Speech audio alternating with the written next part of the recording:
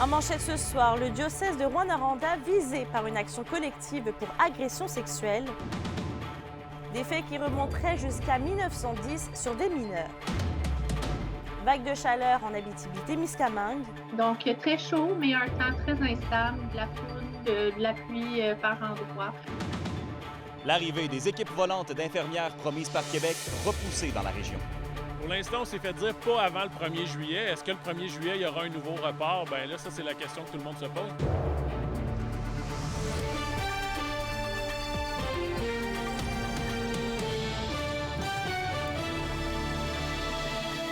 Bonsoir tout le monde et bienvenue parmi nous.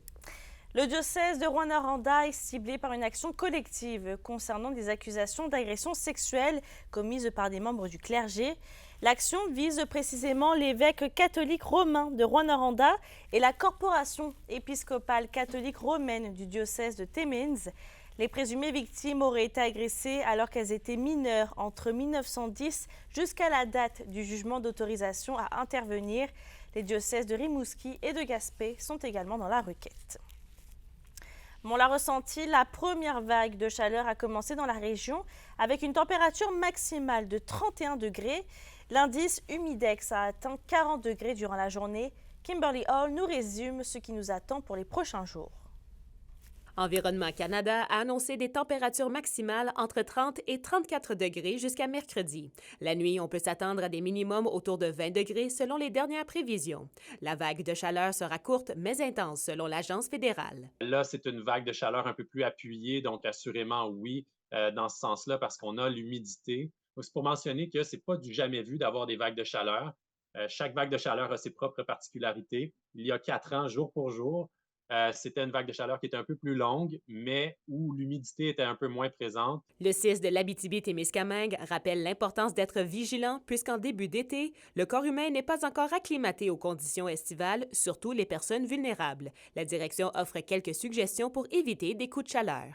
Pour ceux qui n'ont pas l'air climatisé, de se trouver des endroits à l'ombre, de prendre une douche froide, ça c'est habituellement accessible à tous, un bain d'eau froide. Bref, trouver différents moyens de se rafraîchir, porter des vêtements légers, ouvrir les fenêtres, dans le sens où si on n'a pas d'air climatisé, là, c'est important de bien ventiler. La CNESST prévient aussi que la chaleur peut être dangereuse pour la santé des travailleurs, particulièrement ceux qui font des tâches physiques comme dans le domaine de la construction ou la restauration. Elle invite les employeurs à surveiller les malaises. Juste en 2023, il y a 41 travailleurs qui étaient dénombrés par la CNESST qui ont eu des malaises là, au niveau de la vague de chaleur. Pour les employeurs, c'est sûr que si on pense au niveau de la construction, c'est qu'il y a des abris, des roulottes climatisées pour les travailleurs. On peut aussi réduire la cadence de travail, avec des charges plus légères quand la température vraiment atteint son sommet. Du côté de la Sopfeu, étant donné que la chaleur sera humide et non sèche pour les 3 prochains jours, il n'y aura pas beaucoup d'inquiétude à avoir au niveau des feux de forêt dans la région. Il faut faire la différence entre de la chaleur sèche et une chaleur plus humide. Et c'est vraiment une chaleur plus humide que nous allons avoir lors des prochains jours. C'est pas impossible d'avoir des incendies de forêt quand il y a une telle chaleur, surtout le fait qu'il va y avoir de l'instabilité, il va y avoir de la foudre. Donc, de nouveaux incendies sont possibles. Cependant, il n'y aura pas les conditions pour avoir des situations explosives. Toujours selon les dernières données d'Environnement Canada, la chaleur et l'humidex seront à la baisse dès ce jeudi pour atteindre 23 degrés avec un peu de pluie. Kimberly Hall, RNC Nouvelles, Rouyn-Noranda. Vos réponses à la question du jour TVA, une présentation de la clinique infirmière Nord-Ouest partout dans la région. Notre équipe peut vous recevoir pour un bilan de santé, une infection, le suivi de maladies chroniques et bien plus. Contactez-nous pour plus d'informations ou visitez notre site web. Et à la question du jour, on vous demandait est-ce que votre lieu de travail est adapté pour la vague de chaleur? Vous avez répondu oui à 66%.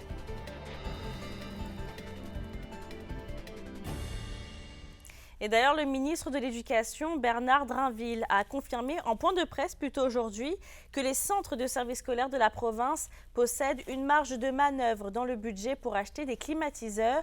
Certaines sommes réservées à la rénovation des établissements scolaires peuvent être utilisées pour que les classes aient accès à l'air climatisé. Le ministre en a aussi profité pour appeler au personnel scolaire de faire preuve de souplesse et de flexibilité en cette vague de chaleur intense.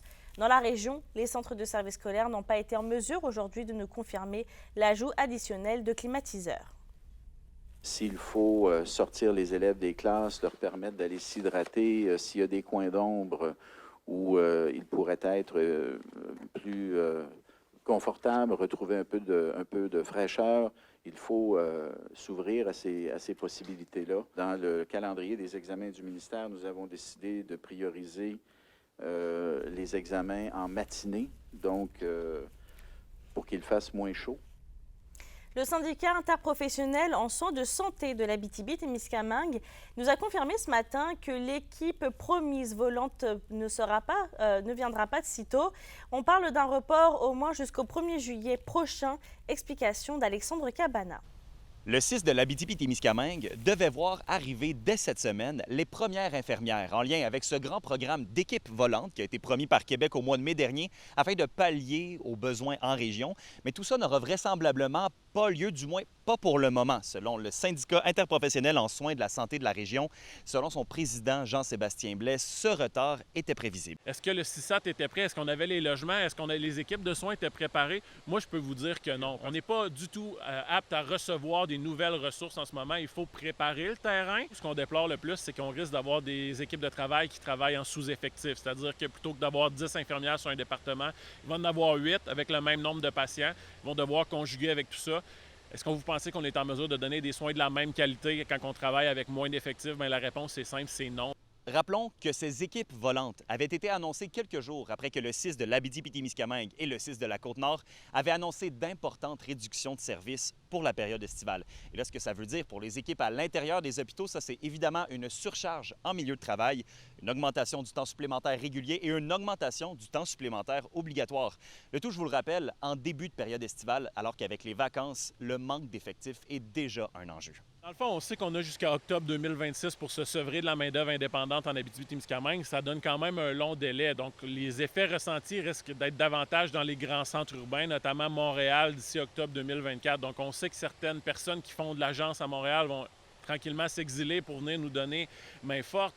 Mais d'un autre côté, il faut comprendre que ce n'est pas une solution qui peut être viable, que ce soit les équipes volantes, que ce soit la main-d'œuvre indépendante. On a besoin de gens qui s'incrustent ici, en Abitibi-Témiscamingue, qui participent à notre vie sociale, puis des gens fiables qui vont s'installer justement puis faire vivre nos établissements de santé. Alexandre Cabana, RNC Nouvelles, à Rouyn-Noranda. Dans les faits divers maintenant, 3 adolescents sont accusés de meurtre au second degré à Chisasibi, dans le nord du Québec. Ces accusations viennent à la suite de la découverte du corps d'un jeune homme samedi dernier en matinée sur une plage de la communauté. L'adolescent de moins de 18 ans présentait de graves blessures apparentes sur son corps et ce dernier a été transporté au centre hospitalier où son décès a été constaté. L'enquête a par la suite été confiée aux agents de la section des crimes contre la personne de la Sûreté du Québec. Investigation qui a mené à l'arrestation par les autorités de 3 garçons, eux aussi de moins de 18 ans, en lien avec la macabre découverte. On se déplace au Témiscamingue maintenant, puisque la scierie Béarn devrait reprendre ses activités dès le mois de septembre. C'est ce qui a été annoncé vendredi dernier lors d'une rencontre organisée par la MRC de Témiscamingue et qui visait à faire état de la crise de l'industrie forestière.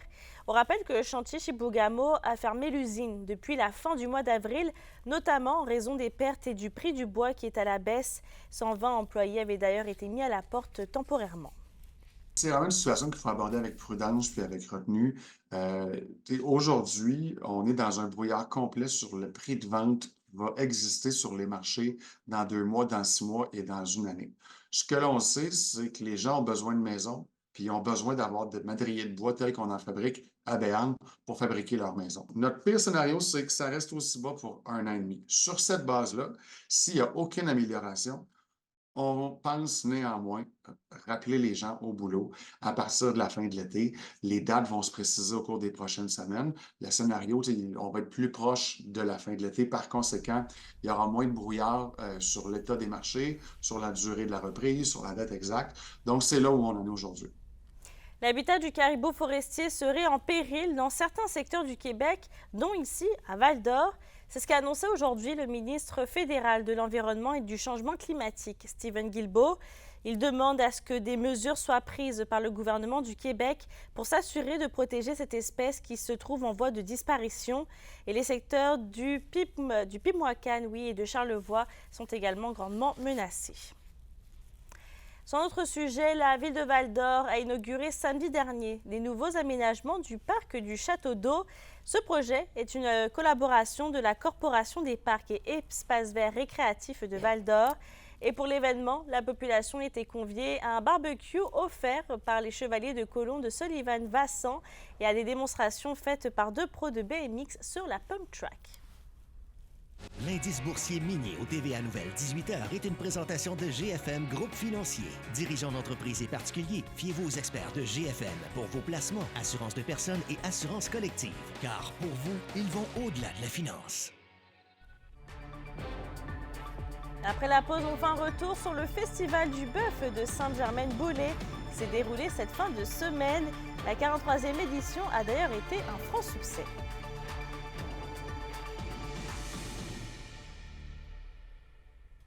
Les SADC de l'Abitibi-Témiscamingue et du nord du Québec vous présentent la bonne nouvelle économique TVA. C'est devant près de 300 personnes que la Chambre de commerce et d'industrie d'Amos-Aricana a dévoilé le 10 mai à Amos les lauréats des 15 catégories du Gala Élite. Sous la présidence de David Ouellet de la miellerie La Grande Ourse, le gala a honoré non seulement les succès d'entrepreneurs, mais aussi le parcours et l'implication de plusieurs personnalités et organismes de la région.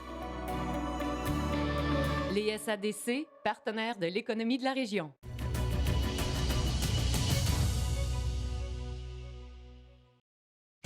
La chronique culturelle vous est présentée par Bruno et Jasmin Leclerc, denturologistes. Des cliniques à la fine pointe de la technologie pour vous servir à La Sarre et à Amos.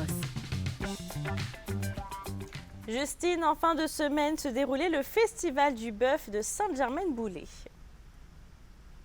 Et comme toujours pour le Festival du bœuf, cette 43e édition a été un grand succès.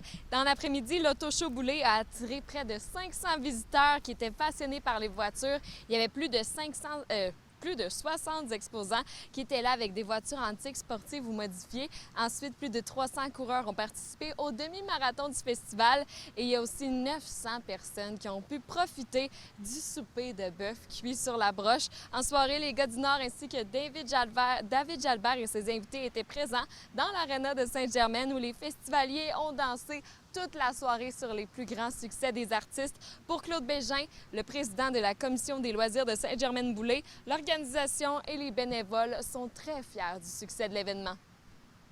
Bien, l'organisation est extrêmement heureuse et fière de cette, on peut considérer, une belle réussite. Nous avons eu des belles activités qui ont toutes rassemblé plein de belles personnes, en incluant le marathon qui a attiré 300 coureurs. Donc, avec la foule, c'était une ambiance très agréable, surtout que Dame Nature était de notre côté. On avait une belle température aussi pour cette belle journée. Je pense que le début du souper fait en sorte qu'on rassemble 900, comme encore cette année. 900 repas ont été servis en 2 heures. Lorsque les gens sont assis, discutent ensemble, au début du souper, ça demeure un moment incroyable, donc ça fait des beaux souvenirs. Le Festival du bœuf rassemble la population de Sainte-Germaine-Boulay à chaque année, mais c'est vraiment les spectacles, les différents artistes qui permettent d'attirer de différentes personnes à chaque année. Bien, l'implication demeure toujours la même. On est très impliqués en tant que bénévole. Perdurer dans le temps, je pense que ça peut attirer. Mais des nouveaux groupes musicaux là, qui nous ont donné des prestations incroyables, je pense que ça fait en sorte que les gens sont curieux puis ils s'attendent aussi à avoir beaucoup de plaisir. Et Justine, c'est le retour de l'activité Cinéma sous les étoiles Rotary dans l'un des parcs de la ville d'Amos. Et en plus, c'est gratuit. Le cinéma sous les étoiles Rotary vous permet d'écouter un film assis dans un parc avec votre gang. La première représentation de l'été aura lieu la semaine prochaine, le 26 juin, plus précisément vers 21h30 au Parc Lion d'Amos. Le film présenté va être La légende de Déméter, qui est un film de suspense et d'épouvante. Fait que si c'est votre genre de film, là, ben n'hésitez pas à aller à l'activité, c'est gratuit. Vous allez avoir full de fun avec votre gang d'amis et surtout, n'oubliez pas d'apporter acheter des chaises, des couvertures pour être confortable tout le long du film. Et là, pour terminer, je change de sujet. On le sait, là, la saison des festivals est commencée et bientôt, c'est le festival de H2O à Amos qui arrive à grands pas. Et là, j'ai le goût de vous gâter ce soir. En fait, toute la semaine, j'ai 5 paires de billets Louveteau à vous faire gagner pour assister à tout le week-end du festival. Je vous rappelle que du 11 au 13 juillet prochain, on va pouvoir assister au spectacle de Lendemain de veille, de Matt Lang, de Jonathan Roy, Ludovic Bourgeois et plusieurs autres.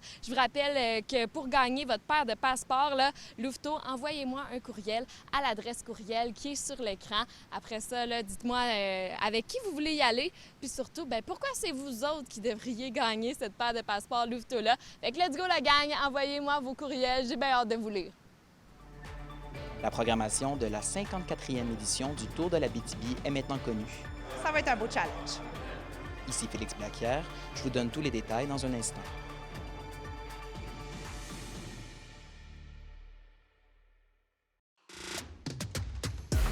Les sports vous sont présentés par Thibaut GM, votre concessionnaire de confiance à Rouyn-Noranda, là où qualité et choix se rencontrent.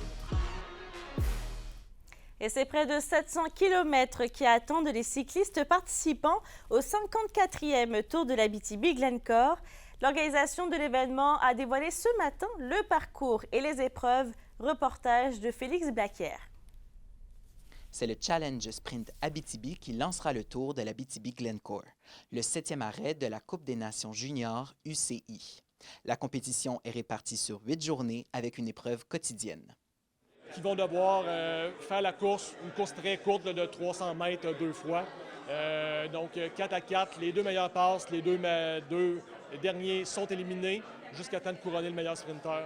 L'épreuve entre Val-d'Or et Sainte-Terre promet également d'être un beau défi, selon la présidente du Tour. On a beaucoup de kilométrage qui s'en vient. On retrouve notre étape fétiche qui est Sainte-Terre-Val-d'Or-Sainte-Terre. Donc, c'est notre plus longue, qui est un arrivée au Mont-Bel aussi. La compétition tient aussi une épreuve de course contre la montre où cette année, pour la première fois, aucun deuxième vélo ne sera accepté, pour garantir l'égalité pour tous. Par contre, en Abitibi, on a des équipes qui viennent un peu partout dans le monde. Puis ce qu'ils nous disent, c'est que c'est compliqué, ça coûte cher d'emmener un deuxième vélo.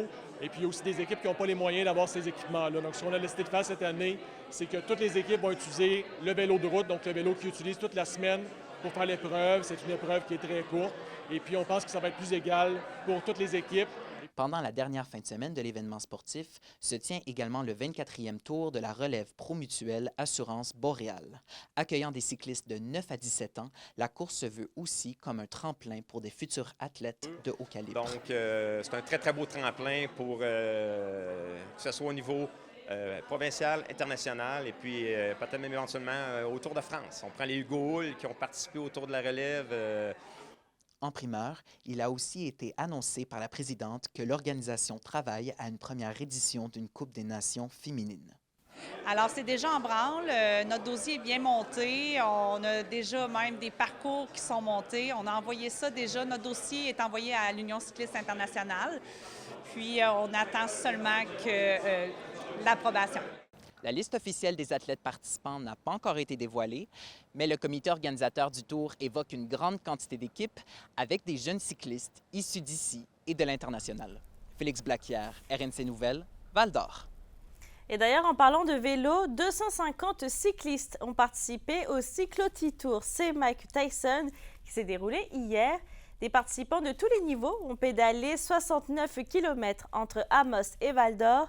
Et selon l'organisation, tout s'est plutôt bien déroulé. Aucun pépin n'a été déclaré. Il faut rappeler que l'an dernier, l'événement récréatif avait été annulé en raison des feux de forêt. La mission du Tour de l'Abitibi, c'est de développer les saines habitudes de vie, puis de démontrer aussi aux gens c'est quoi le cyclisme, mais en même temps, c'est quoi le cyclisme encadré dans une caravane avec des motos, une voiture de tête, une voiture du médical.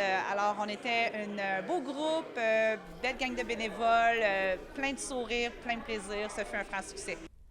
Et on reste au sport puisque 53 équipes de pickleball ont disputé un tournoi samedi dernier à Lassar. La 6e édition du tournoi de pickleball Desjardins Éclat Québec a atteint un record de participation ayant doublé par rapport à l'année dernière. Et c'est le duo lassarois de Michel Gauthier et Alexandre Fournier qui a conservé son titre de grand champion acquis l'an passé. Des bourses totalisant 2 000 $ ont été remises aux équipes méritantes. Pour une nouvelle importante à nous communiquer, contactez-nous. Nouvelle au pluriel @rncmedia.ca, par téléphone 1-866 463 4636 et notre site web tvabitibi.ca.